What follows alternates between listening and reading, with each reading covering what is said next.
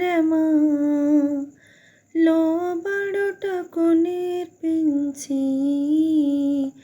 లోపంబులు సవరించి లోనున్న ఈవులలో లోతైన నా బ్రతుకు లోపించని అర్పణగా లోకేశ చేయుమయా.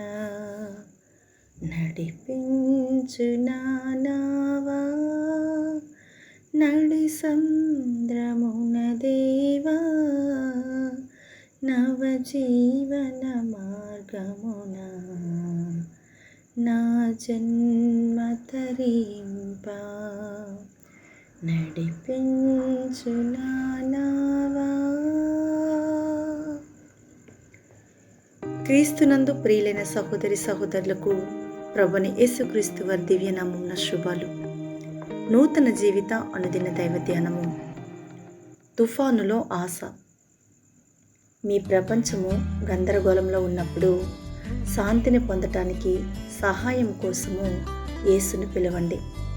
మత్తయి సువార్త 8వ అధ్యాయము 23వ వచనము. ఆయన దోణి ఎక్కినప్పుడు ఆయన శిష్యులు ఆయన వెంట వెళ్ళిరి. అంతట సముద్రము మీద తుఫాను లేచినందున ఆ దోణి అలల చేత కప్పబడిను. అప్పుడు ఆయన నిద్రించుచుండగా వారు ఆయన యొద్దకు వచ్చి, ప్రభువా, నశించిపోచున్నాము, మమ్మను రక్షించమని చెప్పి ఆయనను లేపిరి. అందుకు ఆయన, అల్ప విశ్వాసులారా, ఎందుకు భయపడుచున్నారని వారితో చెప్పి లేచి గాలిని సముద్రమును గద్దింపగా మిక్కిలి నిమ్మలమాయను. ఆ మనుష్యులు ఆశ్చర్యపడి, ఈయన ఎట్టివాడో, ఈయనకు గాలియు సముద్రమును లోబడుచున్నవని చెప్పుకొనిరి. ప్రపంచంలో చాలామంది, బహుశా మీరు కూడా, తమ జీవితంలో భయంకరమైన తుఫాన్లను ఎదుర్కొంటున్నారు. విరిగిన సంబంధాలు, నిరుద్యోగము, ఒంటరితనము, నష్టము, ఆర్థిక ఇబ్బందులు మరియు ప్రపంచ సంక్షోభాలు ఆశ అనే పునాదిని విచ్ఛిన్నం చేస్తాయి. కొందరు తాము దారి తప్పినట్లు తుఫాను సమయంలో సముద్రంలో ఒక చిన్న పడవలో కొట్టుకుపోయినట్లు భావిస్తారు. మరియు చాలామంది ఆశ్చర్యపోతారు, మనం ఎలా సురక్షితంగా ఒడ్డుకు చేరుకోగలము. శిష్యులు కూడా ఈ భయాన్ని ఎదుర్కొన్నారు. వారు తమ పడవలో గలిలయ సముద్రం దాటుతుండగా వాతావరణము భయానకంగా మారింది. నిరాశతో వారు యేసును నిద్రలేపి, ప్రభువా, మమ్మల్ని రక్షించు, మేము నశించిపోతున్నాము అని అరిచారు.